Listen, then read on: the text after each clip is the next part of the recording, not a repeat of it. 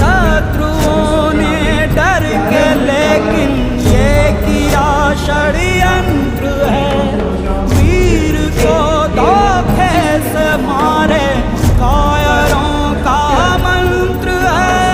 सबने मिलकर अध खिले एक फूल खिले ली बली, हर दिशा में जैसे नदियां रक्त की बहने चली।